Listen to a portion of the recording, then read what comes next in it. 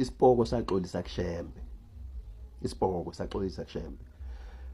Kunensizwa kaMdedelwa yayihlushwa izipoko,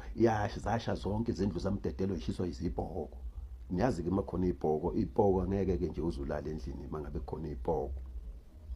Insizwa kaMdedelwa sayilala nkosiyami esigangeni ngenxa yezipoko. Izipoko zashisa zonke izindlu zaMdedelwa kwase kusala 1 neXhiba. uMdedelwa nkosiyami waselala egangeni kanti uzofika uShembe wahamba uMdedelwa waya kuShembe mayifika kuShembe wambikela Shembe nakho kunje kukanje wasethi uShembe khulileka kusukela namhlanje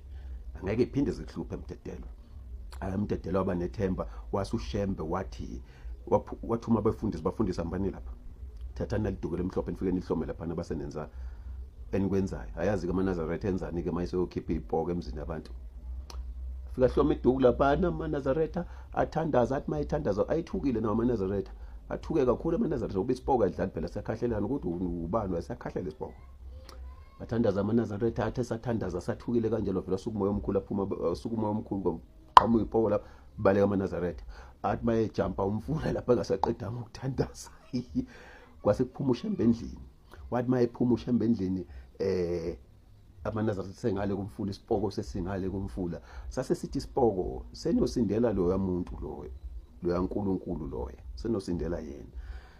sasithi isipoko Shembe ngiyaxolisa inhliziyo zethu zimahlikihliki ngabe siyakukhonza ngoba ungcwele inhliziyo zethu zimahlikihliki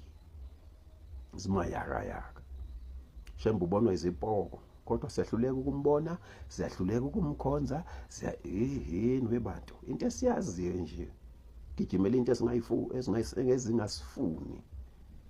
nami ngiyayibala lapho noma ngigundile nami ngiyayibala lapha lapho ngoba ngathi ngikhomba nina ngithi nina nigijimela izinto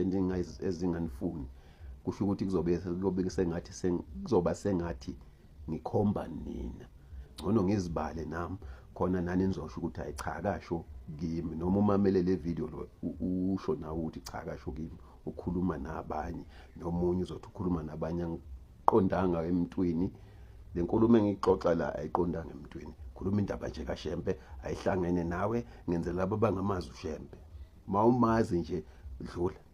press ulike nje lapho comment emangukuthi khona la ngigeja khona kancane ukuthi inhlalisuthi ukanje phela nami hayi ukuthi ngoba ngigundile nje kanjani yona inhlalisuthi wathi uShembe mokwalibhada nje ithempelini lakho usuyinhlalisuthi usuyinazaretha mokwalibhada nje kayi1